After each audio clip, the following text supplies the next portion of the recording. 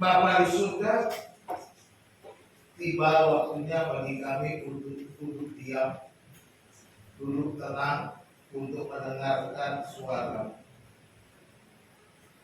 Biarlah Roh-Mu bekerja saat kami mendengarkan, dan saat hamba-Mu membentangkan firman-Mu ya Tuhan. Kami berdoa supaya Tuhan sendiri menjamah setiap hati, menolong kami, memberikan kami kekuatan menghadapi badai dalam kehidupan kami masing-masing. Dan biarlah firman-Mu yang kami dengar pagi ini ya Tuhan menjadi perisai kami, kekuatan kami, perlindungan kami, penolong kami ya Tuhan, sehingga kami bisa terus berjalan di tengah-tengah badai. Terima kasih Bapa. Terima kasih, berbicaralah kepada kami ya Tuhan. Kami siap mendengar. Di dalam nama Tuhan Yesus Kristus kami berdoa. Haleluya. Amin. Silakan duduk. Salam. Salam. Puji Tuhan. Hari ini khotbah saya diberi judul Damai di Tengah Badai. Bapak Ibu yang dikasihi Tuhan, kita bersama-sama membaca Mazmur 62 ayat 1 sampai ayat yang ke-6 ya. Mazmur 62 ayat 1 sampai ayat yang ke-6. Kalau tidak terbaca bisa baca dengan Alkitab masing-masing ya. Demikian firman Tuhan, perasaan tenang dekat Allah. Untuk memimpin biduan menurut Yedutun, Mazmur Daud. Hanya dekat Allah saja aku tenang, daripadanya lah keselamatanku. Hanya Dialah gunung batuku dan keselamatanku, kota bentengku. Aku tidak akan goyah. Berapa lamakah kamu hendak menyerbu seseorang, hendak merubuhkan dia, hai kamu sekalian, seperti terhadap dinding yang miring, terhadap tembok yang hendak roboh. Mereka hanya bermaksud menghempaskan dia dari kedudukannya yang tinggi. Mereka suka kepada dusta. Dengan mulutnya mereka memberkati, tetapi dalam hatinya mereka mengutuki. Hanya pada Allah saja kiranya aku tenang, sebab daripadanya lah harapanku. Amin. Bapak Ibu Saudara yang dikasihi Tuhan, badai bisa datang kapan saja di dalam setiap kehidupan kita. Setiap keluarga, setiap pribadi tidak pernah lepas dari badai. Saya percaya saudara banyak mengalami badai-badai. Mungkin badainya sedang-sedang saja, tetapi juga mengalami badai yang besar. Apa yang dialami tiap-tiap keluarga, badai-badai masing-masing berbeda. Tetapi Bapak Ibu Saudara dikasihi Tuhan, kita akan belajar dari Mazmur 62 yang kita belajar yang berbicara tentang ketenangan jiwa yang ditemukan dalam Tuhan di tengah-tengah badai tantangan hidup.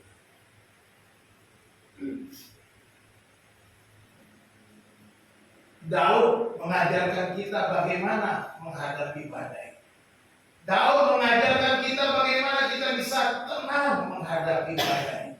bisa mengalami damai sejahtera walaupun ada badai. Ya. Daud menulis Mazmur ini di tengah tekanan musuh.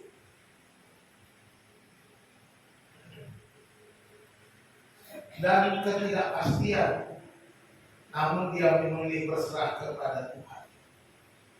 Walaupun hidupnya di bawah tekanan, diserang oleh musuhnya, dan tidak ada kepastian bagaimana keadaannya, tetapi Daud memilih berserah kepada Tuhan, bersandar kepada Tuhan, sehingga dia berkata hanya dekat Allah saja.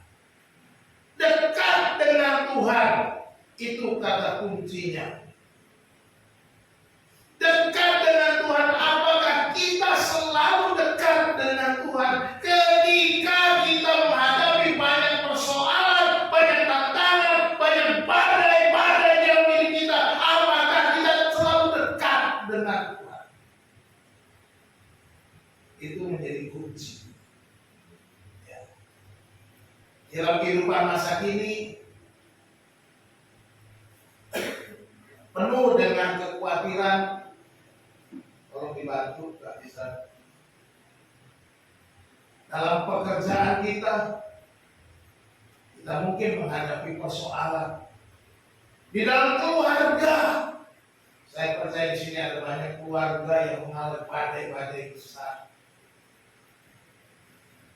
Di dalam kesehatan kita sebagai kesaksian tadi, kesehatan Opu, kesehatan Bapak Okta, masing-masing kita mengalami badai, kita lupa untuk datang dekat dengan Tuhan. Bahwa damai sejati hanya ada pada Tuhan. Damai sejati ada pada siapa? Pada Tuhan. Sebab itu Bapak Ibu yang dikasih Tuhan, mari kita belajar untuk diam di hadapan Tuhan. Belajar untuk dekat dengan Tuhan, menemukan kekuatan di dalam Tuhan. Seperti lagu kita tadi. Ku kan berdiri di tengah badai, dalam kekuatan yang Kau berikan, sampai kapanpun ku kan bertahan. Mari kita dekat dengan Tuhan. Jadikan Tuhan sumber hidup kita. Dibantu dong. Ini kadang-kadang ada. Langsung kedua. Bantu dong. Jadikan Tuhan sumber pertolongan dan jalan keluar. Tolong di sana dibantu aja supaya saya enggak yang di operator konsentrasi belum maju. Ya, yang pertama kuncinya yaitu Tuhan adalah sumber kedamaian. Amin. Tuhan adalah sumber kedamaian. Di dalam lagu tadi yang kita nyanyikan tadi, ibu-ibu tadi nyanyi ya. Allah ku cari damai, hanya ku dapat dalam Yesus. Dalam siapa? Dalam Yesus. Bersama Dia hatiku tenang, walau dalam lembah kekelaman. Bersama Dia hatiku damai, walau hidup penuh tantangan. Ini harusnya kita jadikan Yesus itu benar-benar satu-satunya sumber kedamaian kita. Ayat kedua Mazmur ini berkata, hanya dekat Allah saja aku tenang, daripadanya lah keselamatan. Kata tenang berarti dia merasa damai, aman, nyaman. Dia merasakan kedamaian dekat dengan Tuhan. Ketika Yesus mengunjungi rumah Maria dan Marta, kedua perempuan ini memilih cara yang berbeda. Marta sibuk dengan pelayanan, menyediakan apa yang perlu disajikan untuk orang-orang tamu-tamu yang datang. Tetapi Maria mengambil bagian yang terbaik, kata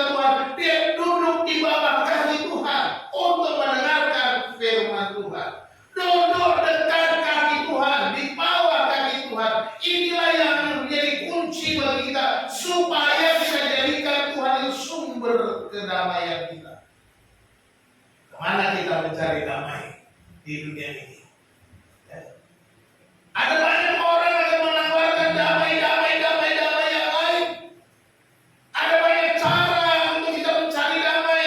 Mungkin kita berkata, oh saya mau healing dulu, mau pergi ke luar kota, saya mau pergi ke tepi pantai, saya mau pergi ke Bali, saya mau pergi ke ujung Berung, dan lain sebagainya.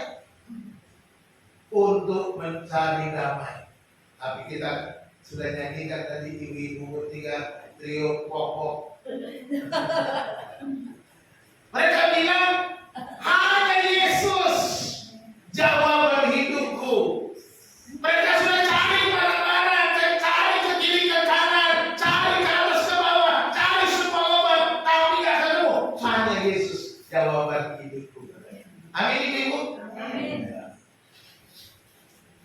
Jadi mari kita jadikan Yesus itu benar-benar jawaban kita. Perhatikan di sini bahwa Daud fokus kepada Tuhan sebagai sumber kedamaian. Ya. Daud fokus kepada Tuhan. Dia tidak mencari yang lain.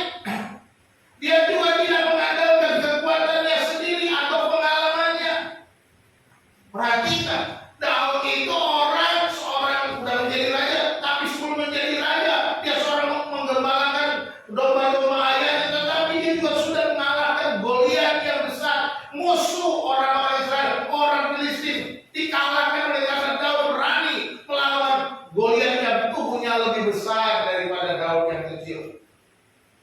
Tapi Daud ketika menghadapi berbagai macam persoalan, dia tidak mengandalkan kekuatannya. Aku sudah mengalahkan singa-singa, aku sudah mengalahkan Goliat. Bukan itu yang diandalkan, tetapi dia mengandalkan Tuhan. Itu sebabnya ketika dia menghadapi Goliat, dia berkata kepada Goliat, engkau datang dan membawa lembing dan pedang, tetapi aku datang dalam nama Tuhan semesta alam. Yahweh Sabaoth katanya, dalam nama Tuhan yang Maha Besar, Yahweh semesta alam. Itu yang dia katakan. Ya. Daud tidak mengandalkan hebatnya dia, tidak mengandalkan pengalamannya, juga dia tidak mengandalkan persenjataan dan hal-hal duniawi. Udah jadi raja, dia bisa punya pasukan, dia punya pasukan perang, tetapi dia tidak lakukan. Dia berkata, hanya dekat Allah saja aku dekat. Mari kita fokus kepada Tuhan, cari Tuhan, bersandar kepada Tuhan, jangan cari yang lain. Cari Tuhan satu-satunya sumber ketenangan, sumber kedamaian.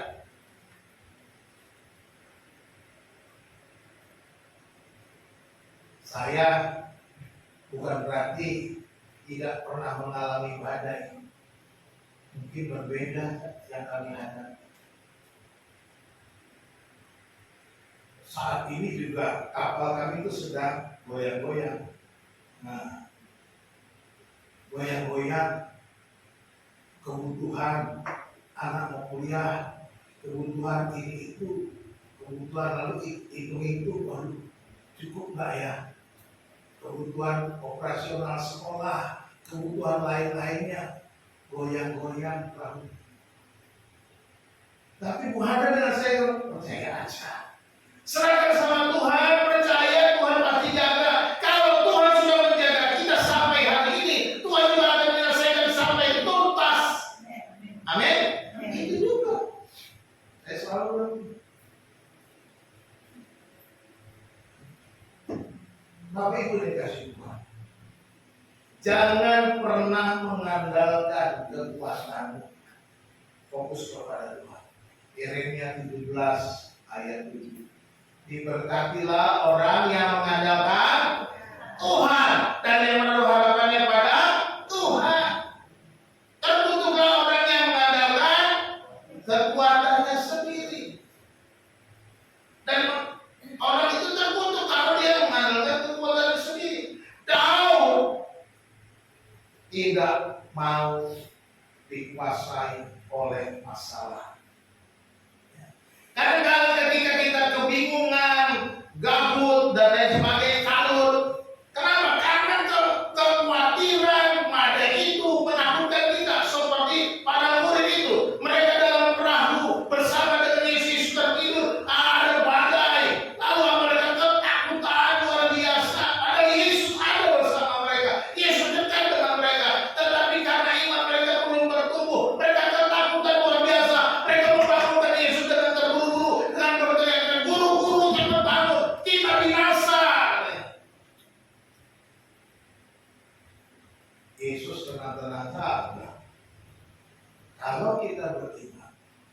kita lihat badai, kita akan ketakutan. Demikian juga ketika Yesus berjalan di atas air. Simon berkata, jika engkau itu suruh aku berjalan di atas, mari datang. Simon pun turun dari perahu berjalan di atas air.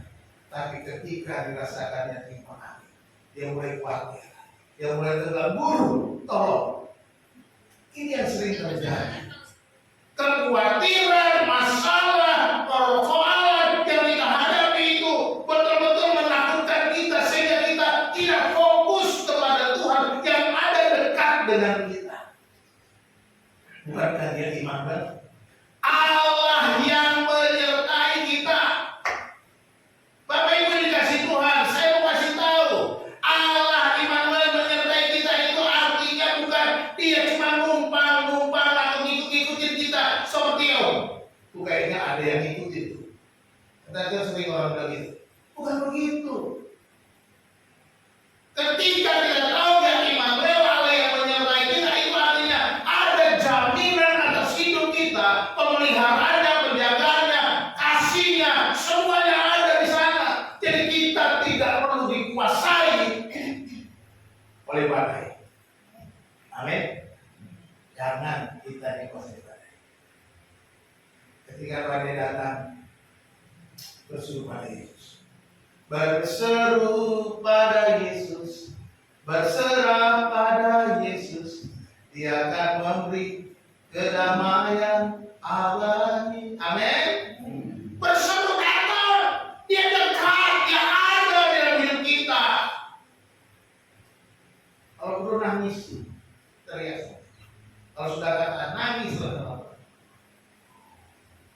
Alkitab bilang apa? Dia menampung air mata orang percaya.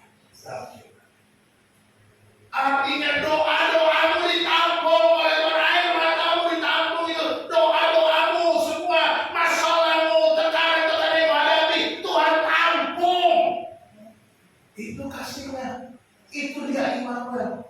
Dia bukan pribadi yang mengikuti kita kemana pergi. Itu seperti bayangan. Mengikuti itu bayangan saya kan kemana saya. Dia nggak bisa buat apa-apa berbayangan. Tapi dia menjaga, memelihara, menyediakan apa yang kita perlukan. Apa iya Pak? Oh saya begini terus Pak? Saya ngalamin. Dari mulai saya menyerahkan diri jadi hamba Tuhan, bayar tahun 88 full time, full heart. Nggak pernah dia kecewakan saya. Nggak pernah saya ditinggalkan, nggak pernah saya dibuat kesusahan. Kesulitan saya diizinkan, tantangan dia, tapi saya nggak kesulitan, kesusahan. Kenapa? Karena dia yang jaga, dia yang jamin, dia Immanuel. Kalau saya mengalami itu, Bapak Ibu Saudara juga bisa mengalami hal yang sama. Fokusnya kepada Tuhan, bukan kepada badai. Ya. Jadi kalau badai datang, duduk diam di bawah kaki Tuhan. Ya. Ketika hidup terasa berat, luangkan waktu untuk diam dan mencari Tuhan dalam doa dan perenungan. Jangan lupa, daripada semakin kalut, semakin bermasalah, lebih baik duduk diam di bawah kaki. Ini ada sebuah kisah. Ada seorang ibu rumah tangga, benar-benar bisa baca. Seorang ibu rumah tangga yang sibuk mengurus anak-anak, ini mungkin seperti ibu-ibu yang ada di sini. Pekerjaan rumah, juga ada tagihan, utang, cicilan dan sebagainya, mimpring, ada mimpring juga. Ya. Suatu hari dia merasa kewalahan dan duduk di sofa sambil menangis. Wah, tidak kuat. Tiba-tiba ia memutuskan untuk berhenti sejenak. Lalu dia menyalakan lagu rohani, dia berdoa, dan dalam keheningan itu dia merasa beban hatinya perlahan terangkat. Ketenangan itu bukan dari menyelesaikan semua masalah, tetapi dari menyerahkan kekhawatirannya kepada Tuhan. Kadang-kadang kita perlu hanya duduk diam di bawah. Kadang-kadang kita perlu curhat kepada Tuhan. Jangan curhat kepada tetanggamu, nanti jadi apa? Kamu tuh jadi omongan kemana-mana kalau curhat sama dia kan begini-gini, kemarin datang ke rumah saya ngomong, oh lakinya begini, lakinya begini, repot kan. Jadi jangan curhat sama tetangga. Jangan curhat sama orang yang tidak engkau percaya. Atau orang yang kawan dekat saya, hati-hati. Kawan dekatmu belum tentu kawan dekatmu. Di dunia ini, kawan dekat itu hanya di dunia loh, kawan dekat itu hanya diukur dari kepentingan. Di dunia, orang dunia. Kalau anak Tuhan di sini enggak kan? Bukan karena kepentingan, makanya itu video kokoh bisa jalan, bisa nyanyi bersama, bisa healing bertiga, foto-foto, dan Facebooknya tuh jalan-jalan bertiga ke kokoh. Kenapa? Karena mereka sudah merasa tidak lagi itu duniawi kan gitu ya. Jadi ingat baik-baik, jangan curhat sama orang yang salah. Curhatlah kepada Tuhan yang paling pertama. Sampaikan semua kepada Tuhan segala masalah. Sampaikan semua kepada Tuhan segala persoalan. Sebab Tuhan adalah sumber kedamaian. Hanya dekat Allah saja aku tenang. Masalah ada, tapi aku tenang. Badai datang, aku tenang. Persoalan datang, aku tenang. Karena dekat Allah.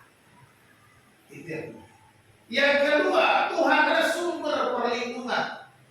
Tuhan adalah sumber perlindungan. Ayat yang ketiga bilang begini.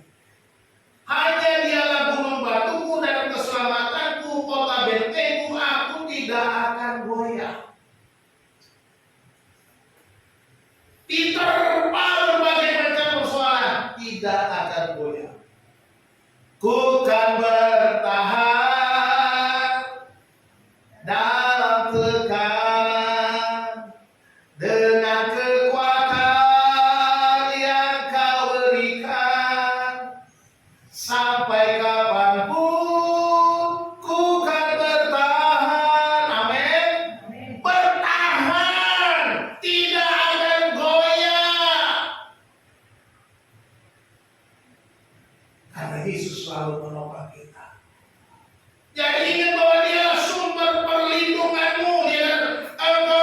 Dialah gunung batuku, Dialah keselamatanku, Dialah kota bentengku. Kamu tidak akan goyah. Walaupun banyak persoalan tidak goyah. Kenapa? Karena ada Yesus. Jadi kalau saudara mulai tenang aja. Mulai ada masalah, tenang, serahkan. Ada Yesus dalam perahu. Jangan berubah, nggak usah. Tenang, ada di perahu lagi tidur, ngapain kita bingung? Urusan Tuhan, lewatin badai dengan dia tidur, dengan itu kira-kira dia. Walaupun Tuhan nggak berarti, tapi Yesus tidur secara manusia. Kita juga seringkali mengalami seolah-olah Tuhan tidur, seolah-olah Tuhan tidak peduli, seolah-olah Tuhan berdiam diri, seolah-olah Tuhan tidak mau memperhatikan kita, seolah-olah Tuhan tidak mau melakukan apapun yang terbaik. Kita bertahan terus. Apa yang kita lakukan? Tenang. Sebab Dialah gunung batuku, keselamatanku. Nggak usah takut. Dia pasti memberikan kita jalan keluar. Dialah kota bentengku, aku tidak akan goyah. Katakan ayat ini. Kalau sudah dalam badai, baca Mazmur 62 ayat 3. Hanya Dia gunung batuku, hanya Dia kota bentengku, aku tidak akan goyah selama-lamanya. Nyanyikan Mazmur 62 ayat 3. Ya. Jadi Daud menyebut Tuhan sebagai gunung batu, keselamatan, kota benteng. Ini menegaskan bahwa hanya Tuhan yang kokoh, yang dapat diandalkan di tengah-tengah goncangan hidup. Tidak ada yang lain. Yesus saja perlindungan kita. Ketika kita berserah, Tuhan melindungi kita, menaungi kita. Dialah gunung batu, keselamatan, dan kota benteng. tidak ada yang lain, maka kita akan tetap tenang. Ini yang Daud katakan, hanya dialah Tuhan. Hanya dialah keselamatanku. Mungkin nyawa kita terakhir, tapi kita percaya keselamatan kita dalam tangan Tuhan. Hidup kita ada dalam tangan Tuhan, bukan di tangan orang lain. Hidup saudara tidak ditentukan oleh suratan tangan. Siapa yang percaya suratan tangan? Hah? Apakah saudara percaya hidup saudara tergantung suratan tangan saudara? Ada benernya sih Pak, kemarin itu begini, orang itu nggak benar. Saya mau buktikan. Saudara tahu Nick Vujicic? Orang top, orang terkenal, nggak punya tangan kiri kanan. Emang ada suratan tangannya? Buktinya dia bisa berhasil. Nggak punya kaki. Badan doang sama kepala. Kakinya buntu, tangannya buntu. Tapi jadi orang sukses. Nick Vujicic. Apa dia bilang? Bagaimana ramalnya? Bagaimana suratan tangan? Tak ada tangannya loh. Jadi jangan percaya suratan tangan. Itu saudara percaya ramalan-ramalan duniawi. Wah, ini nyambung, berarti hidupmu nyambung terus ya. Ya sama saya bersama Tuhan, bukan karena garis-garis ini saya nyambung terus. Kan gitu. Jadi mari kita perhatikan. Kita perlu identifikasi gunung batu palsu dalam hidup kita. Kadang-kadang kita jadikan uang, status, atau orang lain, jabatan sebagai gunung batu kita. Gampang.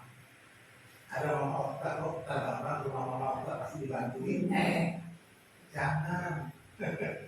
Kira-kira gitu ya.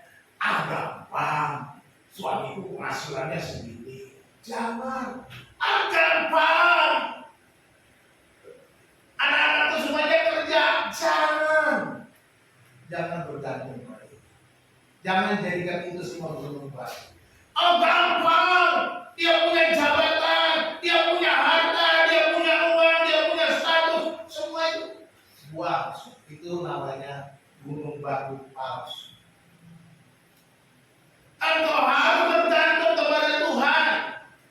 Kemarin baru saya bilang sama Bu Hana di mobil begitu malam-malam kami datang sini ke TK, lihat situasi dan kondisi TK.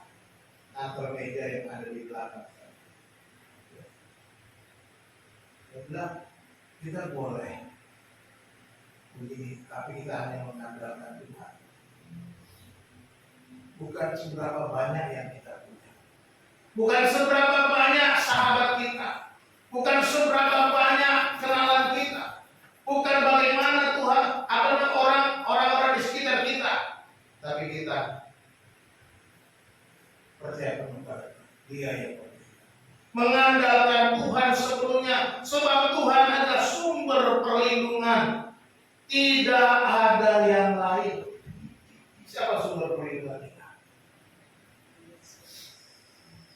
Apakah kekayaanmu, uangmu? Uangmu bisa lenyap dalam sekejap. Ya, uang lenyap dalam sekejap.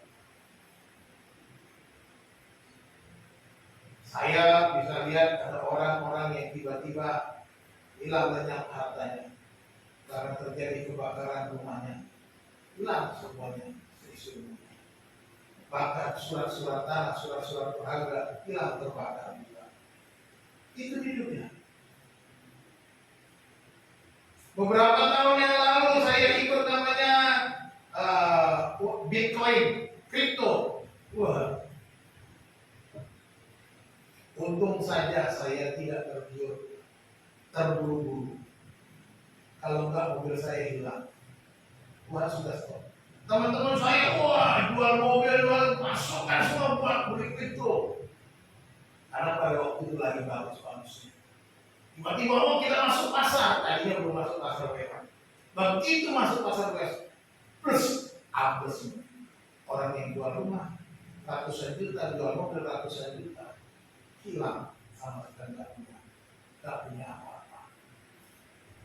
Sekejap. Ini nggak ada yang kita bisa andalkan dari uang.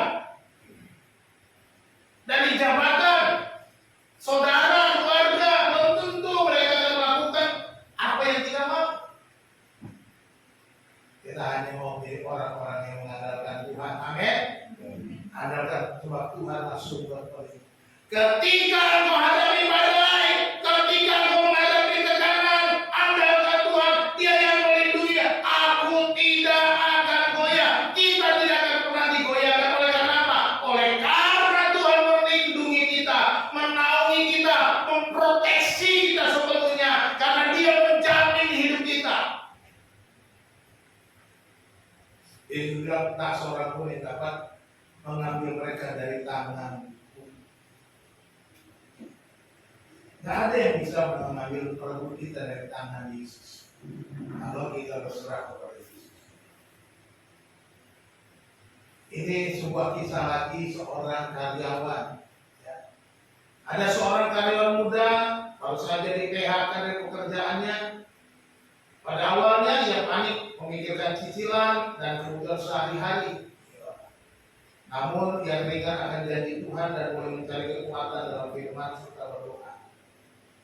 Beberapa minggu kemudian ia mendapat pekerjaan baru yang lebih baik. Ia menyadari bahwa pembantunya bukan gaji atau bosnya, tetapi Tuhan yang setia menjaga. Kadang-kadang kita bisa panik dengan kondisi kehilangan pekerjaan. Bagaimana nih? Bagaimana saya harus membayar cicilan? Bagaimana saya bayar kontrak rumah? Bagaimana saya memenuhi kebutuhan sehari-hari? Mungkin itu terjadi. Tapi ketika kita datang kepada Tuhan, ketika kita berlindung di bawah Tuhan, Dia akan menguatkan kita. Dia bisa memberikan jalan keluar, bahwa apa saja yang kita butuhkan, kita nggak bergantung kepada uang kita, atau gaji kita, atau bos kita, tetapi kita hanya bergantung kepada Tuhan. Adalah sumber kedamaian. Tuhan adalah sumber perlindungan. Dan yang ketiga, Tuhan adalah sumber pengharapan. Ayat 4 sampai 6 bilang, berapa lamakah kamu hendak menyerbu seorang, hendak menemukan dia, hai kamu sekalian, seperti rak dinding yang miring, terhadap tembok yang hendak roboh. Mereka hanya bermaksud menghempaskan dia dari kedudukannya yang tinggi. Mereka suka kepada dusta. Dengan mulutnya mereka memberkati, tetapi dalam hatinya mereka mengutuki. Daud menceritakan musuhnya yang menyerang dia, terus menyerbu, terus berusaha merobohkannya seperti tembok yang miring yang sebentar lagi. Karena Daud seperti tembok sudah miring. Berapa lama lagi? Tapi ayat 6 bilang, hanya pada Allah saja kiranya aku tenang semua daripadanya. Apa? Harapanku. Haleluya. Ada lagu itu kan? Pengharapanku hanya Yesus saja yang mati di atas Golgota. Amin. Dia gembala jiwaku yang sungguh, Yesus Dia harapanku. Nyanyikan sama-sama. Yesus harapan jiwaku, Yesus pelepas dosaku, Dia pohon selamat dan ketenanganku, Yesus Dia harapanku. Yesuslah pengharapan kita. Dalam katakan Tuhan adalah pengharapan, musuhnya berusaha merobohkannya, tetapi aku tenang, sebab Dialah pengharapan. Nggak takut sekalipun akan dihancurkan, dikalahkan, dirobohkan, tapi dia tidak mau takut, tidak menyerahkan hidupnya kepada musuhnya, tetapi dia menyerahkannya kepada Tuhan. Ya. Daud menghadapi musuhnya yang berusaha menjatuhkannya, tetapi dia tetap teguh karena imannya kepada Tuhan. Musuh-musuh bisa saja berupa orang, situasi, bahkan juga pikiran-pikiran kita yang negatif, ketakutan-ketakutan, kekhawatiran-kekhawatiran kita. Ya. Masalah yang paling sering timbul dari ibu-ibu adalah kekhawatiran, betul Pak? Ya itu wajar. Pasti muncul kekhawatiran. Tetapi jangan sampai dikuasai kekhawatiran. Kalau kita dekat dengan Tuhan, khawatirnya bisa hilang. Katakan amin. Yesus bilang apa? Janganlah kamu khawatir akan hidupmu, akan apa yang kau makan, minum, dan pakai. Tuhan sudah bilang, jangan khawatir. Semua itu bicara oleh bangsa-bangsa yang tidak mengenal Allah. Tetapi Bapakmu yang di surga tahu bahwa kamu memerlukan semuanya itu. Halo? Bapak kita tahu kita butuh baju. Bapak saudara kita butuh makanan. Bapak saudara kita tahu kalau kita butuh pakaian. Beberapa hari yang lalu kami ke Bandung. Tuhan yang bilang anak-anak perlu pakaian untuk kerja, untuk Elsa, untuk Putri, untuk kuliah. Lalu kami dengan putra ya, kalau mereka yang dipilih perhatikan Elsa, Putri, kami berdua tidak disebut. Akhirnya kami pun lihat-lihat di atas di sebuah factory outlet. Ya, wah murah. Saya ngasih kaos, wah cakep ini. Tapi udah deh kamu aja yang ambil. Papa nggak jadi, kenapa Pak? Udahlah, nggak usah turun. Begitu dari lagi, pengen lagi naik lagi. Ya, mana yang bagus? Sampai 3 kali saya lihat, udahlah, tahan diri. Saya bilang, Papa mau usah belanja deh, kalian aja. Saya bilang begitu. Puji Tuhan, tadi dibawakan saya kaos yang saya mau waktu di sana. Kok bisa sama? Putra ketawa. Tuhan tahu saya mau itu kaos. Anak saya beli. Padahal saya nggak minta, nggak ngomong, nggak telepon. Dan yang dibilang, Mak, aku cuma beli buat papa doang. Adik-adik enggak. Ya betul, adik-adik sudah dapat, papanya belum. Itu lihat, saya mau pakai itu kaos putih Tommy Hilfiger. Wah keren, mereknya sih keren. Tapi saya batalkan niat saya, nggak usah. Saya tahan, pengen banget. Sampai bolak-balik naik ke atas, mau lihat pengen ambil. Agak deh. Itu yang saya katakan, Tuhan tahu. Walaupun kita nggak kasih tahu sama siapa-siapa. Jadi Tuhan adalah pengharapan kita. Dia pasti memberikan apa yang kita perlukan. Daud tidak hanya menyatakan keyakinannya, tetapi dia juga memerintahkan jiwanya untuk tetap tenang dan berharap pada Tuhan. Dia tenang, ya, hanya dekat Allah saja. Musuhnya begitu berat, musuhnya terus menyerang kali, hanya dekat Allah. Dia kuatkan jiwanya, dia tenangkan jiwanya, dia berharap sebab daripadanya lah harapan. Tenangkan, ya. Jadi dia tidak merasa ketakutan, tetapi tenang. Damai datang dari Tuhan, sebab Tuhan adalah pengharapan.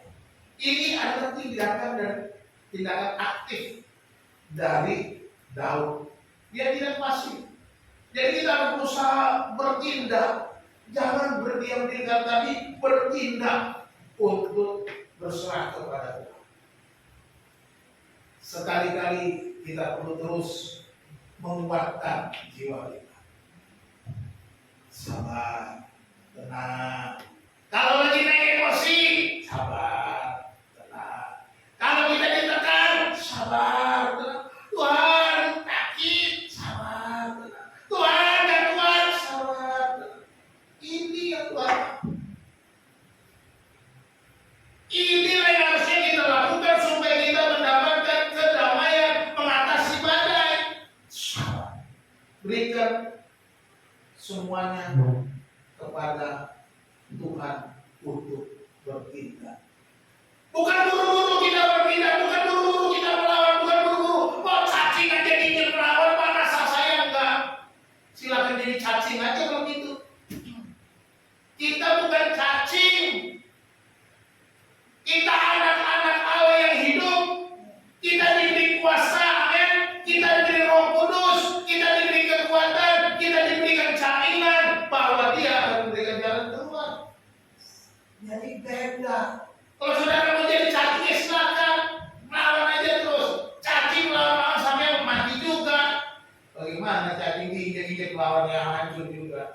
Jadi saudara nggak perlu melawan jadi janji.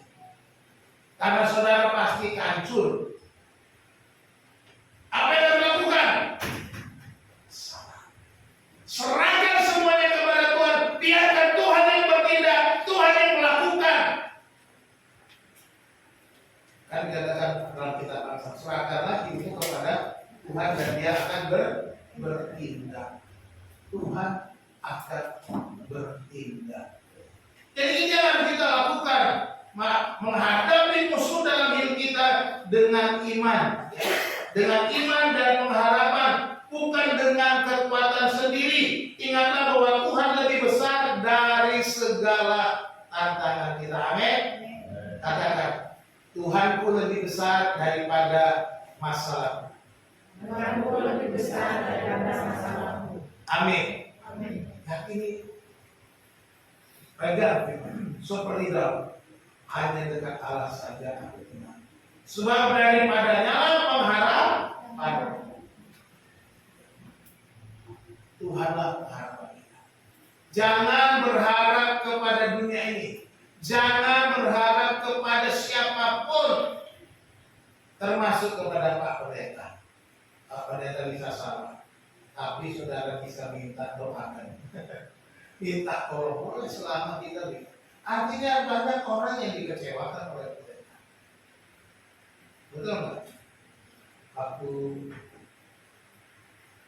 hari Jumat ada yang cerita bagaimana pulang dengan pendeta. Tapi kita percaya kalau kita memandang kepada Tuhan, kita tidak menilai orang dengan menyalahkan siapa. Karena kita salah, selalu salah mengambil tindakan. Kita harus mengandalkan Tuhan, maka kita tidak akan salah di dalam tindakan. Ya, ada kisah lagi seorang pengusaha. Seorang pengusaha kecil menghadapi kebangkrutan karena pandemi. Dia hampir putus asa, tetapi setiap pagi dia membiasakan diri membaca Alkitab dan berkata pada dirinya, Tuhan adalah harapan. Sikap ini memberinya kekuatan untuk bangkit mencari solusi dan akhirnya bisa menyakui ketenangan itu datang dari keputusan untuk tetap berharap. Mungkin badai ini terlalu panjang kita hadapi, nggak kuat lagi. Tetap berharap. Hanya Tuhanlah harapan. Seperti pengusaha, dia bertahan dengan pengharapan kepada Tuhan. Bertahan dalam segala macam situasi dengan berharap kepada Tuhan. Ini adalah kunci. Sebab Tuhan adalah sumber pengharapan kita. Seperti berkata, kalau kita jadikan Tuhan sumber pengharapan kita, kita tidak akan kecewa. Ibrani 6 ayat 19. Ibrani 6 ayat 19. Itu saudara sampai ayat 20 ya. Pengharapan itu adalah saut yang kuat dan aman bagi jiwa kita yang telah dilakukan sampai ke belakang tabir. Sekali lagi, pengharapan itu adalah saut yang kuat. Tahu saut? Ada yang tak tahu saut? Kalau pelaut dia tahu itu apa itu saut? Jangkar. Kalau peminum juga tahu itu apa saut, karena dia suka minum angker biru. Ada gambar sautnya, angker. Angker atau itu angker itu ada saut atau jangkar. Ya. Jangkar sebuah kapal-kapal yang besar dengan jangkar yang sampai ke dasar, dia tidak bisa bergerak mana-mana kapalnya, dia tidak terbawa arus. Itu kira-kira. Kalau kita jadikan pengharapan sebagai saus, sebagai jangkar yang kuat, maka kita tidak akan terbawa arus ini. Ya. Aman bagi jiwa kita, dilakukan sampai ke belakang tabir. Apa maksud? Di mana Yesus telah masuk sebagai perintis bagi kita. Ketika ia berperaturan Melkisedek menjadi imam besar sampai selama-lamanya. Ini menggambarkan bahwa pengharapan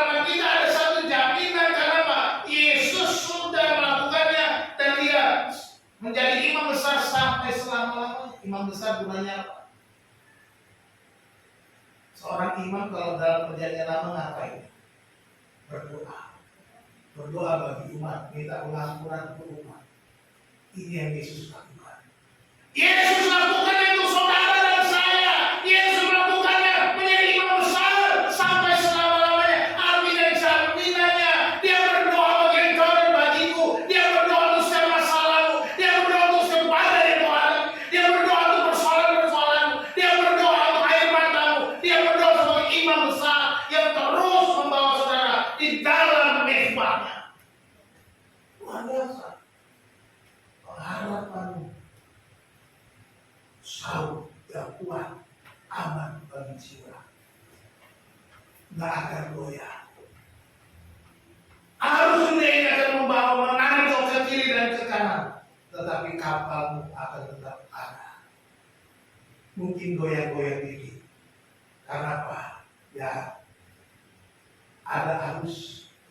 Dunia mengajak sana, dunia mengajak sini. Temanmu bilang ke sana, tentang ke sini, dan berbagai macam. Ada orang menyakiti engkau, ada orang mengganggu engkau, ada orang membuat masalah dalam masalahmu, pekerjaanmu diganggu dan sebagainya, digoyang-goyang. Tapi karena kau percaya, sahurmu sudah tertancap dengan baik. Cuma goyang-goyang doang. Ada Yesus yang berdoa.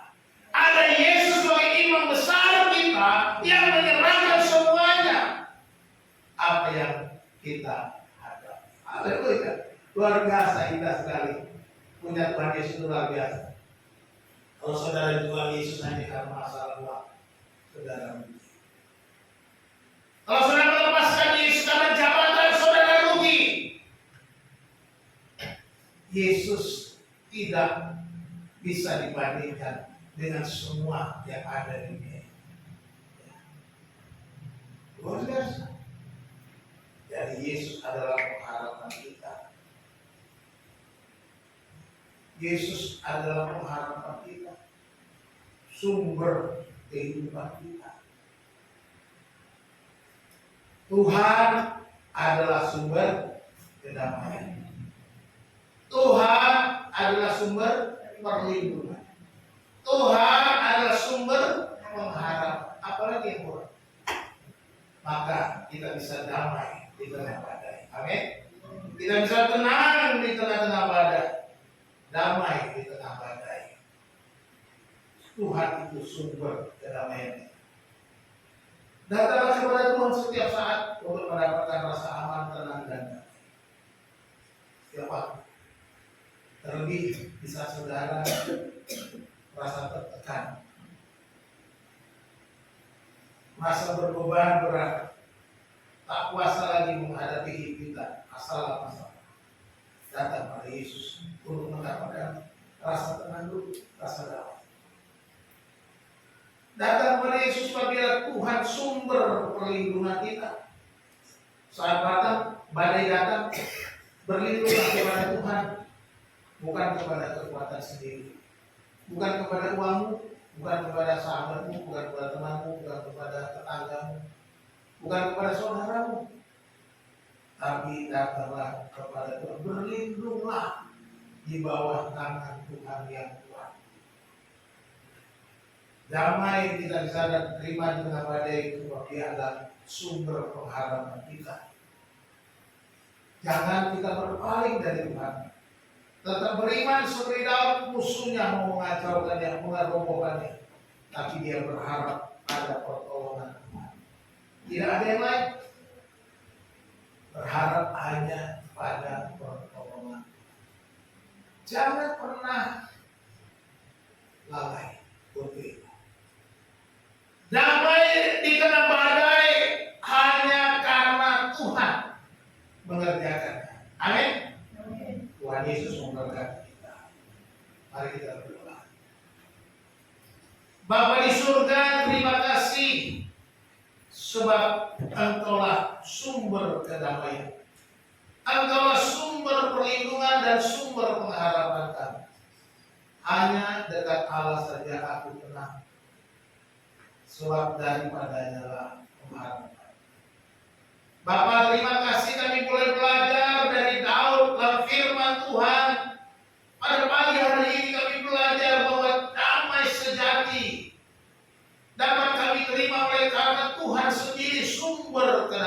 sumber perlindungan, sumber pengharapan sehingga kami tenang. Di tengah-tengah badai kehidupan kami, persoalan masalah yang kami hadapi, sekalipun semua itu begitu besar, begitu berat, tapi kami percaya Tuhan, Engkau lebih besar, Engkau lebih kuat daripada semua itu, dan dapat mengatasinya dengan kuat kuasa firman. Ajar kami Tuhan untuk selalu mengingat firman-Mu dan melakukannya. Ajar kami untuk selalu datang duduk dekat, berdiam di bawah kaki, agar kami mendapatkan ketenangan. Terima kasih Tuhan. Terima kasih Bapa untuk firman Tuhan yang sudah kami dengar. Berkatilah kami semua Tuhan, agar firman-Mu menjadi bagian dalam hidup kami. Biarlah Engkau terus berbicara kepada kami tiap-tiap hari, di setiap langkah hidup kami, di setiap aktivitas kami, supaya kami dapat bertahan di tengah-tengah badai. Terima kasih. Segala puji dan syukur kami panjatkan kepada-Mu. Di dalam nama Tuhan Yesus Kristus, Juru Selamat kami. Haleluya. Amin. Saya serahkan ya, baca Marta dulu.